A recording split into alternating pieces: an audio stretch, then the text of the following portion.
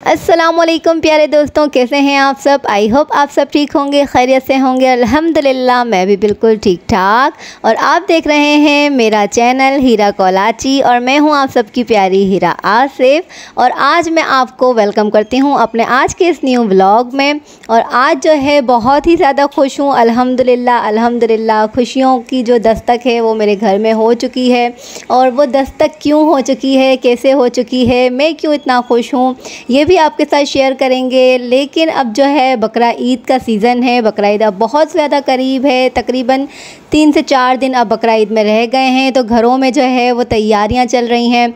कोई जो है किचन साफ़ कर रहा है, कोई अपना घर साफ़ कर रहा है, कोई अपने किचन के अंदर चीज़ों की तैयारियां कर रहा है, प्रिपरेशन कर रहा है, ईद से पहले की तैयारियां कर रहा है, कोई मसाले भून रहा है, कोई मसाले पीस रहा है। मतलब है कि बहुत सारी तैयारियां हर किसी के अपने अपने स्टाइल में, अपने अपने अंदाज़ में, अपने अपने घरों में चल रही हैं। तो मेरे घर में क्या तैयारियां चल रही हैं, मैं क्यों खुश हूँ, मेरे घर में आजकल क्या हो रहा है, वो भी मैं आपके साथ शेयर लाजिम करूँगी। अब जैसे कि आप सबको पता है ये कुर्बानी का महीना है, ये ईद उल अज़हा का महीना है। तो लोग इसमें कुर्बानी करते हैं। जो लोग कुर्बानी नहीं करते हैं तो उनके घरों में मतलब है कि गोश्त दिया जाता है, हमसायों से गोश्त आता है, दोस्तों से, रिश्तेदारों से, तो वहाँ से गोश्त आ जाता है। और बहुत सारे लोग हैं जो ऐसे ही रह जाते हैं जिनके घर में कोई गोश्त नहीं आता, कुछ भी नहीं आता, ना वो लोग कुर्बानी करते हैं। बहुत सारे लोगों ने पूछा था कि क्या आप कुर्बानी करती हैं, क्या आपके घर में गोश्त आता है, आप किस तरह से अपनी ईद मनाती हैं। तो आज मैं आप लोगों से शेयर करने वाली हूँ कि क्या मेरे घर में कुर्बानी होती है, क्या मेरे घर के अंदर गोश्त मुझे आता है, वो सब मैं आपके साथ शेयर करूंगी। लेकिन अपने साथ साथ हम आज की रूटीन भी अपनी आपके साथ शेयर करेंगे, शामिल करेंगे आज के व्लॉग में कि आज हमारे घर में हम क्या करने वाले हैं। तो यहाँ पर आप मुझे देख रहे हैं कि भाई मैंने नाश्ता वगैरह कर लिया है, सुबह हमारी गुजर चुकी है, अब जो है दोपहर का टाइम स्टार्ट हो चुका है।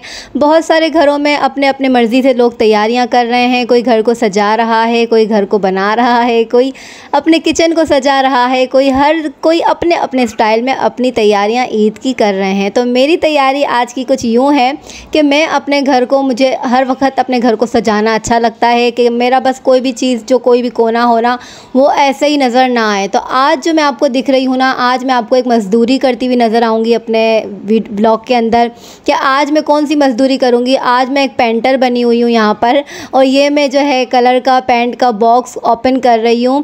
क्योंकि आपको पता है कि कुछ दिनों पहले मैंने अपनी गैलरी के अंदर जालियां लगाई थी परिंदों की वजह से कि परिंदे घर में आ जाते थे।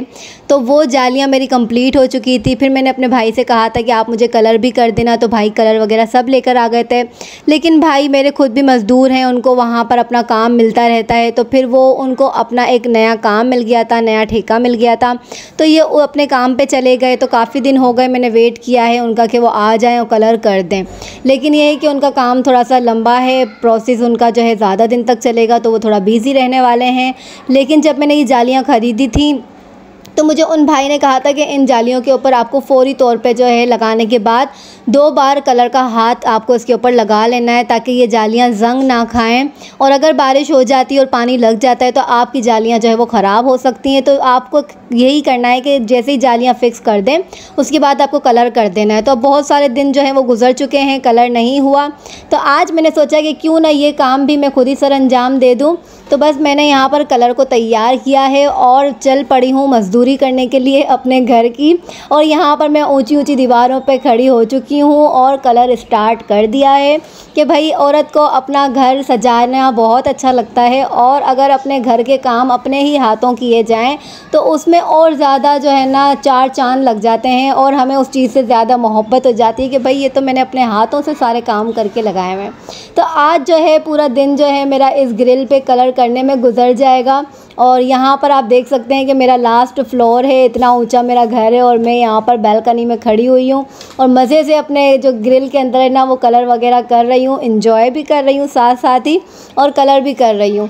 तो ये हर औरत को छोटे छोटे काम जो है ना अपने घर के करते रहना चाहिए और आने भी चाहिए। अक्सर औकात मैंने घर के मर्दों को भी ऐसे देखा है और औरतों को भी ऐसे देखा है कि वो अपने घर के ऐसे काम तो बहुत दूर की बात है, वो घर की सफाई, घर के काम करना भी मतलब है उसके अंदर उनको सुस्ती आती है उनको वो अच्छा नहीं लगता है, उनका दिल नहीं चाहता है कि हम अपने घर के काम करें। तो फिर ये ऐसे बड़े बड़े काम करना तो बहुत ही दूर की बात है, लेकिन फिर भी मैं यही चाहती हूँ कि हर इंसान को है ना ये काम आने चाहिए।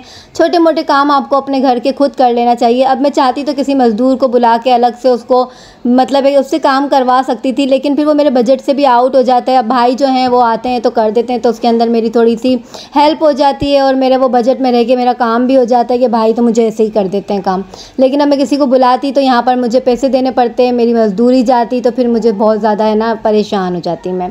लेकिन क्योंकि ईद के दिन हैं आगे और जो है ना बहुत ज़्यादा खर्चे भी आ रहे हैं। अच्छा जी, तो यहाँ तो हो गई खर्चों की बात और कलर की बात और अपने घर में घर को सजाने की बातें। अब बारी आती है बकरा ईद। अब जो बकरा ईद आ रही है, बकरा ईद का टॉपिक तो अक्सर यही होता है कि क्या आप कुर्बानी करेंगे, क्या आपके घर में गोश्त आता है। तो यही सारी हर किसी के पास जो है ना यही ज़बान पे जो है ना अल्फाज होते हैं।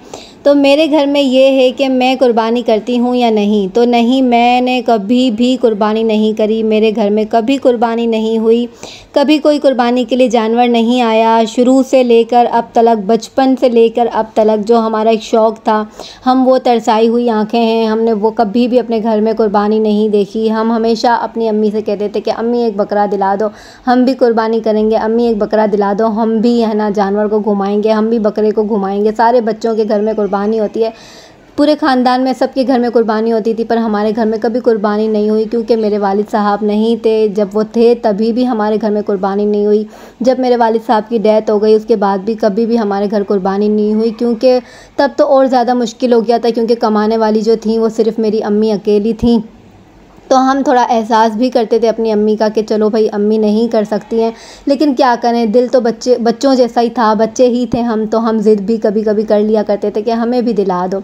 तो वो शौक़ जो था वो हमेशा दिल में ही रह गया, कभी कुर्बानी नहीं हुई हमारे घर के अंदर। मैंने कभी पर्सनली तौर पर अपने घर में कुर्बानी नहीं करी।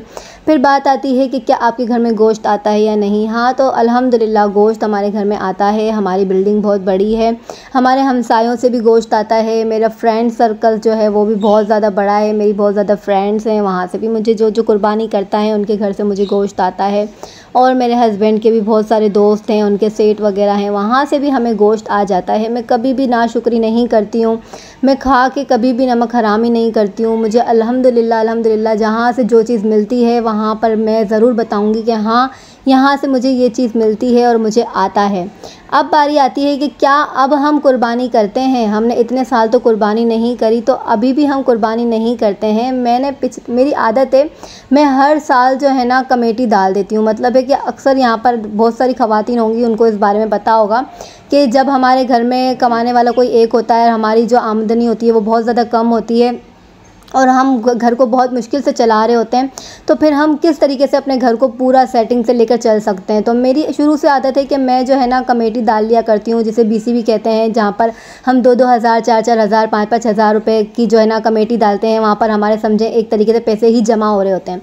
तो मेरी आदत है कि जहाँ मेरी एक कमेटी ख़त्म होती है वहाँ मैं दूसरी डाल देती हूँ, कभी 2 हज़ार की डाल देती हूँ, कभी 5 हज़ार की डाल देती हूँ, क्योंकि घर में इस तरह से एक रुपया जोड़ के पैसा जमा नहीं होता है, क्योंकि वो हम ज़रा पैसा जमा करें तो वो हमारा कहीं ना कहीं निकल जाता है, वो खर्च हो जाता है। तो इसलिए बेहतर ये होता है कि हम कहीं पर कमेटी डाल दें, और जब मेरी साल भर में कमेटी आती है तो मैं फिर उससे कोई ना कोई अपना बड़ा काम करवाती हूँ। तो पिछले साल मैंने जो है वो एक कुर्बानी की नीयत से जो है ना एक कमेटी डाली थी कि मैंने बोला था कि ए अल्लाह, मुझे बहुत शौक़ है कुर्बानी करने का, मुझसे ज़्यादा मेरी छोटी छोटी बेटियों को बहुत शौक़ है, वो हमेशा कहती हैं अम्मी कुर्बानी करनी है, मम्मा कुर्बानी करनी है। तो मैंने बोला कि ए अल्लाह, अगर मेरी ये जो BC में डाल रही हूँ ना, मैं कमेटी डाल रही हूँ, अगर मेरी कमेटी निकल आती है बकरा ईद से पहले तो मैं इस पैसों से जो है ना तेरी राह में कुर्बानी करूँगी और मैं जो है ना कोई अच्छा सा जानवर इन पैसों से लेकर आऊँगी। तो पूरा साल गुजर गया तो मेरी है ना BC नहीं आई। मैं बहुत परेशान थी, मैंने बोला अल्लाह पाक मैं कैसे करूँगी। और आप यकीन नहीं कर सकते कि जैसे मैंने शुरू में बताया कि मैं बहुत ज़्यादा खुश हूँ, और वो खुश क्यों हूँ कि मेरी वो दुआ कबूल हुई है। मैंने इसी नीयत से अल्लाह से बीसी डाली थी कि मैंने अल्लाह के मैं कुर्बानी करूँगी। आप यकीन करें आज जो है ना वो 2 तारीख है, हमारी 1 तारीख को कमेटी खुली और कमेटी खुली तो उसके अंदर पर्ची खुलने पर मेरा नाम आया है। और जब मेरा नाम आया है तो मतलब है कि मैं कुर्बानी करूँगी और इंशाल्लाह मेरे घर भी कुर्बानी होगी। पहली बार मेरे घर में कुर्बानी होगी, जानवर आएगा। तो बस अभी मेरे हस्बैंड जो है वो यही कह रहे हैं कि हम कुर्बानी के लिए जानवर लेने जाएंगे, देखने जाएंगे और इंशाल्लाह इस साल हम भी कुर्बानी करेंगे क्योंकि मेरे अल्लाह ने बहुत बड़ा करम किया है। और मेरी कमेटी जो है वो इसी साल खुल गई है, मतलब है कि कुर्बानी से 2 दिन पहले 3 दिन पहले मेरी कमेटी खुल गई है और अब हम भी इंशाल्लाह कुर्बानी करेंगे, हमारे घर भी कुर्बानी होगी। और ये मेरे घर में पहली कुर्बानी है जिसके लिए मेरे बच्चे, मेरे हस्बैंड, मेरी अम्मी, मेरे बहन भाई हम सब इतना ज़्यादा खुश हैं कि मैं आपको बता नहीं सकती, बयान नहीं कर सकती। और इन्हीं खुशियों भरे अल्फाजों के साथ मैं अपने व्लॉग को यहीं पर एंड करती हूँ। व्लॉग अगर अच्छा लगा हो तो प्लीज़ लाइक शेयर सब्सक्राइब लाजिम कर दीजिएगा। अपना बहुत ज़्यादा ख्याल रखिएगा। अल्लाह हाफिज़।